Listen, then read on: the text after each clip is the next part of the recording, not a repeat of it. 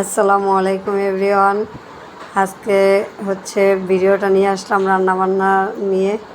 তো আজকে কি রান্না করব ভাবতেছি। হঠাৎ করে দেখলাম যে ফ্রিজে কিছু দুলদুল ছিল আর টমেটো ছিল। তো এই টমেটো দিয়ে হচ্ছে টমেটো চাটনি করব, আর ধুন্দুল দিয়ে সুন্দরভাবে আলু দিয়ে একটু ঝোল ঝোল করে ডিম দিয়ে রান্না করব। আর গরমের ভিতরে হচ্ছে ডিম দিয়ে ধুন্দুল দিয়ে রান্না করলে অনেক খেতে ভালো লাগে, গরমের সবজি এগুলো।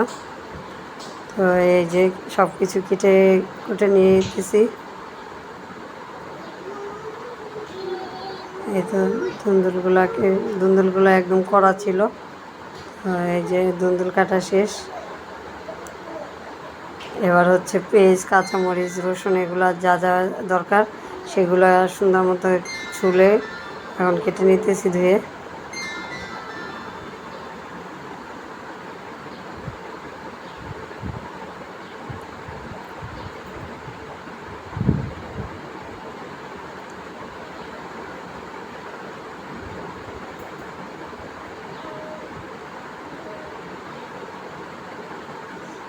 এই তো এবার রসুনটা কেটে নিই। আসলে রসুনটা হচ্ছে আমি টমেটো চাটনিতে দিব, কারণ টমেটো চাটনিতে রসুনটা দিলে ওটার ঘ্রাণটা অনেক ভালো আসে আর খেতেও স্বাদ লাগে। তাই হচ্ছে আমি সবসময় হচ্ছে এই যে আমি মাঝে মধ্যে করলা ভাজিতেও রসুন দিয়ে থাকি। আমার কাছে ভালো লাগে, কার কেমন লাগে আমি জানি না, কিন্তু আমার কাছে সত্যি ভালো লাগে। সবার কাছে যে ভালো লাগবে এমন তো না। তো এই যে কাঁচামরিচগুলো ঝাল ঝাল ছিল, বেশি করে একটু কাঁচামরিচ কেটে নিয়েছি। টমেটোর চাটনিতে দিব আর হচ্ছে ধুন্দুল তরকারিতে দিব।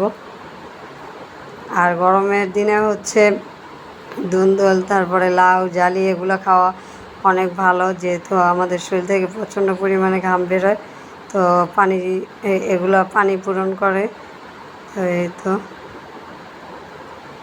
এখন টমেটোগুলো বেশ ফ্রেশ ছিল, যারার বাবা নিয়ে আসছিল। তো এই যে টমেটোগুলো এখন সুন্দরভাবে ধুয়ে তারপরে কেটে নিচ্ছি।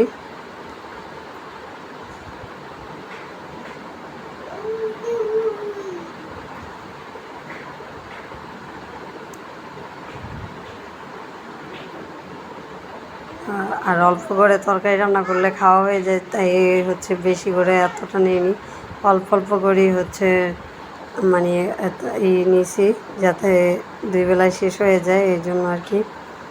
এই আর কি আজকে রান্নাবান্না এই ছিল।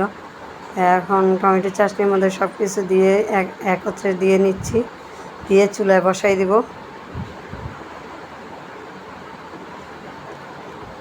পেঁয়াজ, কাঁচামরিচ, রসুন, লবণ, একটু হালকা হলুদের গুঁড়ো দিয়ে নিলাম, তারপরে তেল দিয়ে নিলাম।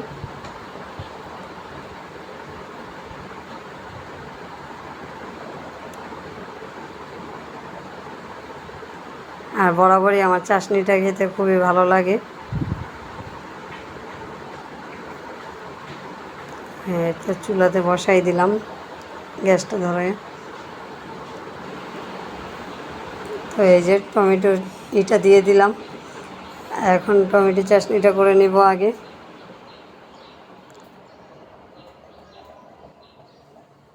আর এই যে টমেটো চাটনিটাও প্রায় হয়ে গেছে, নাড়াচাড়া দিয়ে এখন নামিয়ে নিব। তাই পানিটা একটু শুকিয়ে নিচ্ছি সুন্দরভাবে।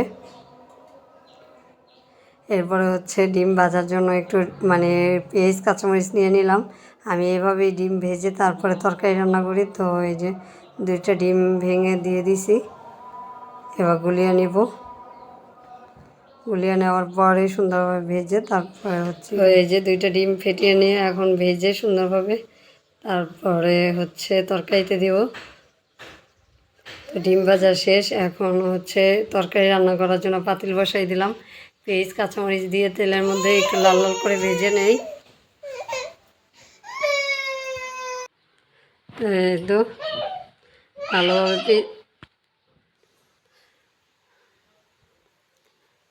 তো এরপরে হচ্ছে বাকি মশলাগুলো দিয়ে দিব।